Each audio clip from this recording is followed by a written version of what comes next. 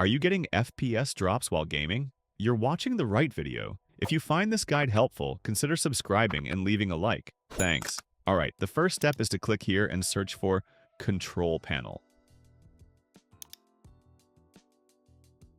Then click here. Go to System. Click on Advanced System Settings. Now go to the Advanced tab. Click Settings. Again, go to the Advanced tab. Click Change.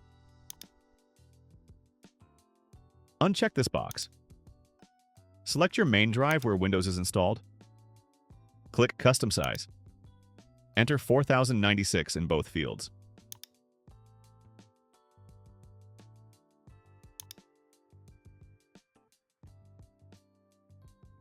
If you have another drive, select it. Click No Paging File. Click OK. Then simply restart your PC. If you're still having issues with low GPU or CPU usage, check out this video. Thanks for watching.